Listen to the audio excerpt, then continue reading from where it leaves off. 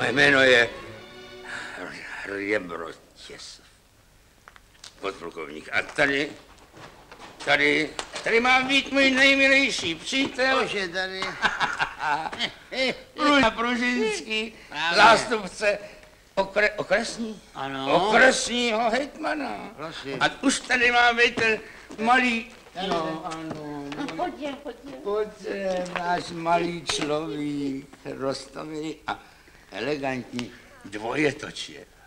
Inspektor. Inspektor čeho? Klášterní školy. No, a takový si lidi tady vyhodí z hospody, jen to fikne. A ještě nám tam dali kromě vody než čaj s mouchama. No. To je možný než tady, v tomhle městě, jak se to tu jmenuje. Všechno. No. A když si člověk zajede do Sarasova, tak dostane aspoň večeři teplou. A nejvíc nenávidím, když člověk se napije a pak to nemá čím zapít, totiž zajíst. A zapít taky teď. No, jsem. To by bylo milé zapomenout. Nemluví o tom, že pánové, co byste říkali večeři? Já mám hlad, já mám hrozně. Ne, teď máme 2 hodiny, hospody jsou zavřeny, ale já vám řeknu, pánové, takový... Co? Slaneček. Nebo to takové houbičky. To by nebylo špatné. Nebo něco na způsob toho. No. Jak se to řekne? No, čeho? No, víte, co myslím? Včera jsem jet u Holopesova senzační krůtu. No. Že si vzpomínám, pánové, byl jste někdo ve Varšavě? Ne. Tak tam dělají tohle. Vemou karasy. Karasy, ryby. Docela obyčejný karasy. Živý, ještě se třepou a šup s nima do mlíka. Do svařenýho, ne? Do syrovýho. Syrovýho. Ty potvůrky si tam den poplavou a potom je pečou na másle, na pánovi, bublají si. A smetanu nalajou, ne? Taky se No, No já vám řeknu, kam se hrabou ananasy. A když si na to takhle dáte 1 nebo 2 štamprlátka, no to se necítíš, to úplně omdlíváš vůní. A k tomu by byla, nepeste, k tomu by byly nasolené okurčičky. Může být. A neví. A teď vám řeknu já, co jsme jeli, když jsem byl ve Varšavě. Byl ve Varšavě. Kdo říkal, že nebyl? Já byl ve Varšavě. Byl ve Varšavě? Byl ve Varšavě. 200 taštiček jsme nasoukali do sebe, 1, 2. 200 taštiček. Ale no, tedy vařený těsto, že ano, taštička a vevnitř mleté maso. Jo to. Masíčko. Dáte navrch, dáte navrch to, petržálku nebo to, posypete pepřem, nebo se to posaleje i octikem a pojída. A když už mluvíme o rybách, co říkáte rybí polevce ze sterledě? Z koho? Sterleď, nebo je to sterleď? Taková dlouhá. No, sterleď. No, to je přeci, já jsem to jídával 1858, toto letí ten čas. A tady mluvíme o jídle, maříme čas a já mám takový hlad. Já půjdu domů a já si udělám bene doma, Pojďte taky, pojďte. No pojďte vy 2. Každý vypijeme štamprličku, zajíme tím, co pán podal, třeba okurčičku nebo salámeček. Podpálíme pod samovárkem, co říkáte, páni? Já s nadšením. No, velice rádi. A můžeme si povídat třeba o nemocech, nebo o starých dobrých zašlých časech, a nebo si moje paní spí, ale tu nebudeme budit.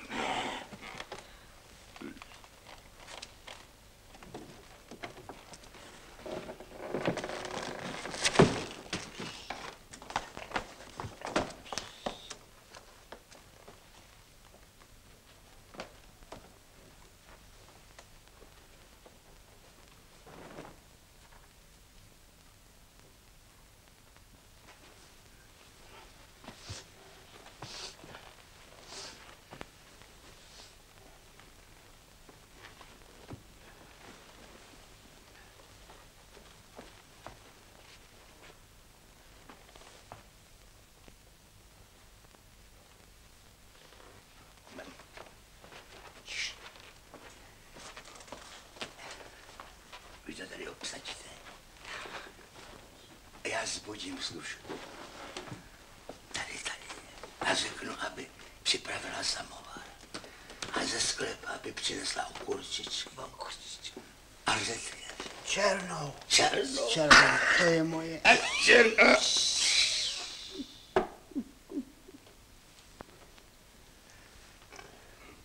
A slanečka. Loupanýho. A smradlavýho.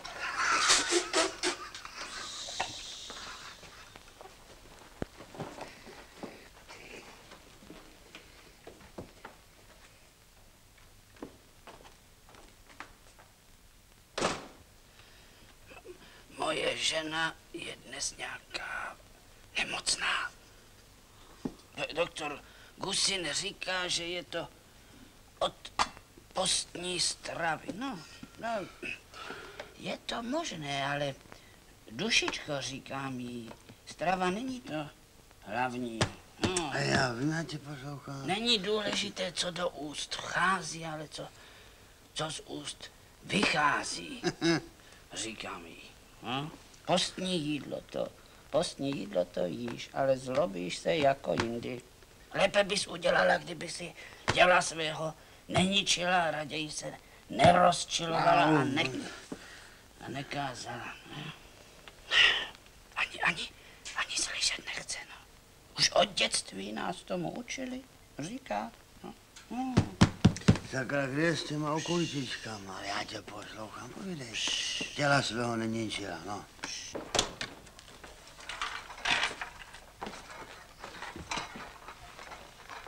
Je tady menší komplikace. Ona, služka spí a moje žena má všechny klíče. Ona služka nespí, ona je venku někde. Ale moje žena má všechny klíče, to tak tady prostě a já ji zbudím.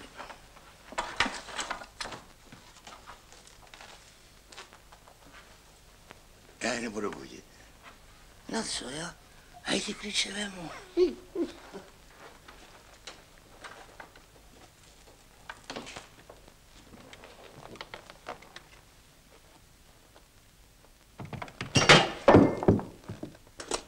Co děláš?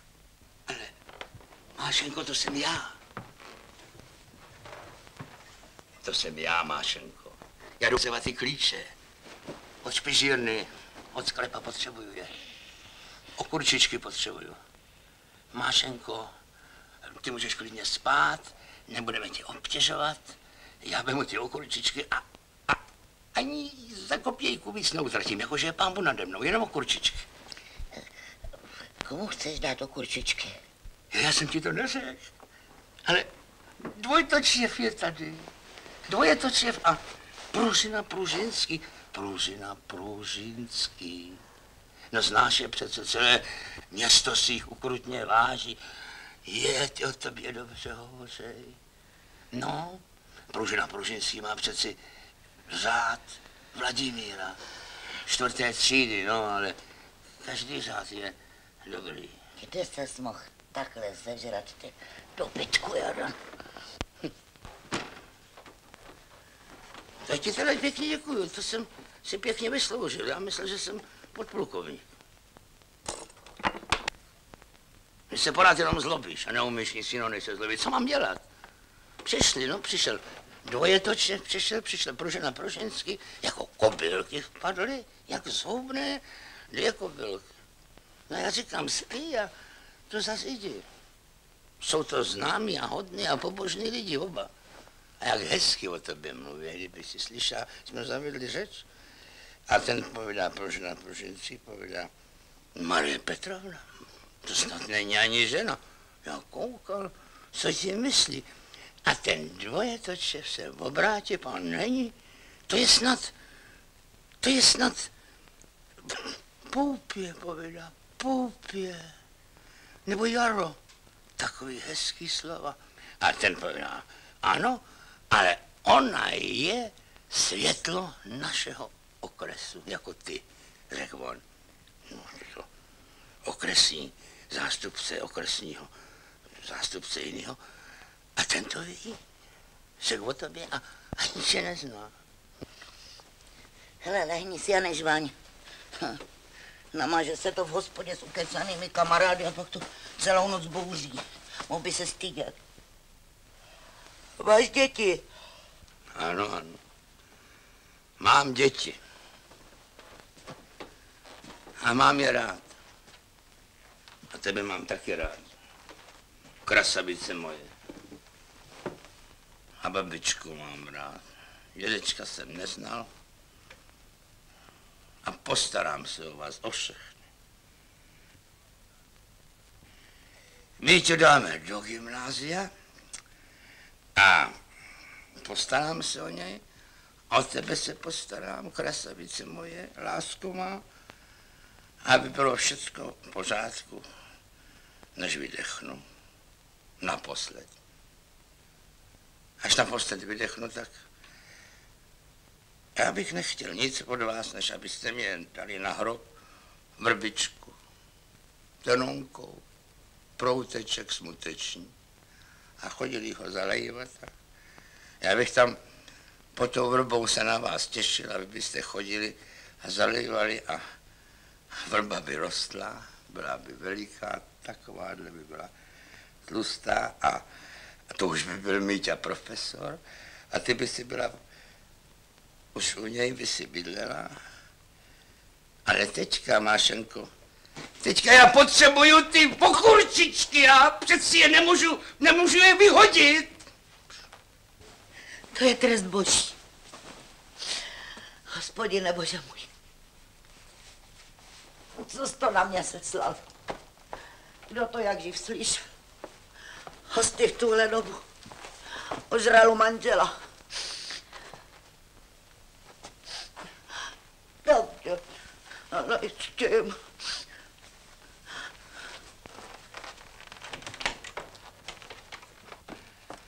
A můžeme křičet. A můžeme zpívat. Mášenka je zvůr. Ale rozespala. Jej. To je rozespala.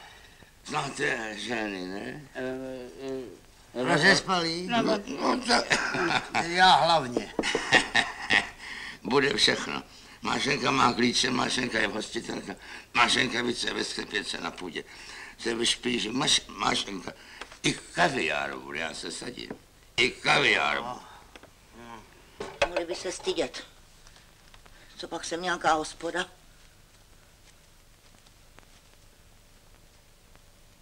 A to bych byla husa, abych jim něco dávala. A nedám. A ty klíče jim nedám. Nedám.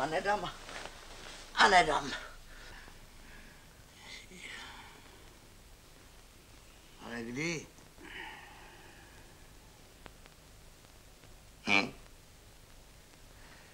Kdy bude kaviár? Jo.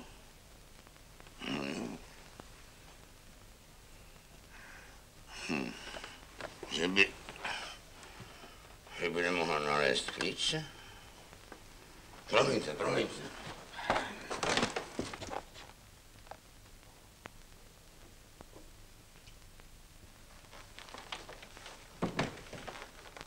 Tak, tohle si mě mohla říct hned. Já jsem se nemusel před tebou tolik ponižovat. Tohle to má být manželka, opora svého jediného manžela, jak praví písmo. Já pravím, zmije zůstane zmijí. Merci. Tak je asi pravda, co jsem četl před lety, že žena je svému muži andělem před veřejností, ale doma je mu satanášem. A jak vidím, satanáš zůstane satanášem. No uhoď. Tluč mě, mlať mě, klezej do mě, kopej do mě, rozemel mě. No, dělej něco. Uhoď svého jediného manžela, který si o tebe stará. Leta letoucí a stará dobře. Uhoď, když máš potřebu, mlať mě, ale nedělej mě ostudu před veřejností. Ty řveš. Vidíš, co děláš? Ty jsi něco slyšela? Ne, ty jo? Taky ne. No právě pro ně potřebuju okurčičky a ty klíče. Já ti dávám čestné slovo důstojníkovu, že už nikdy nikoho nikam nepozvu. Kdyby to byl biskup, tak ho srazím se schodou, ale snažně tě prosím. Mášenko, já tě snažně prosím. Teď víš, že tě miluju. Teď tě mám rád, Mášenko. Nech si to, a tam přijdu.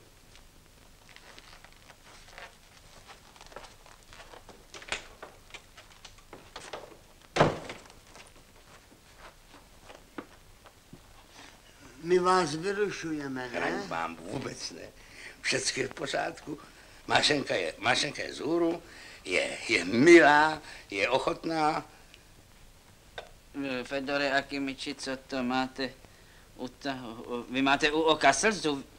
Vy pláčete? Ale Mášenka mě dojala tou svou ochotou.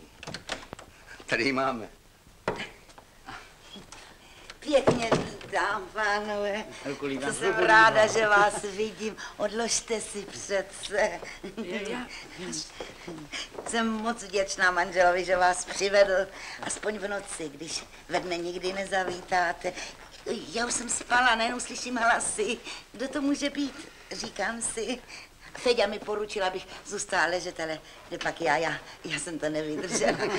Já hned všecko připravím. Feďo, pojď.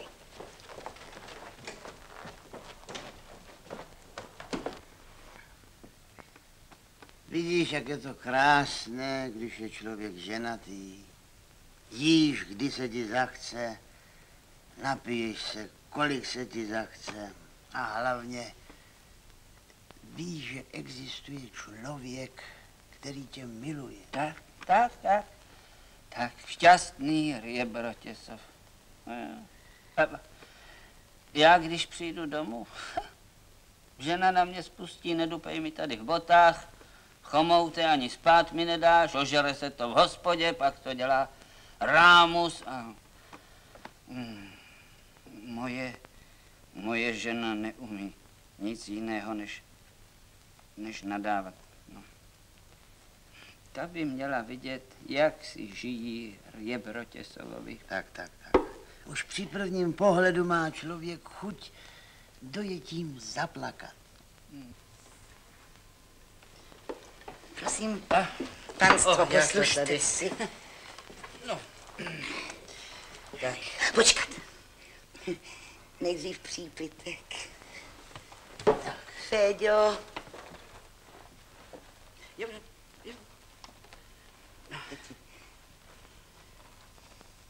Féďo. Mášenko, přátelé, na šťastná manželství.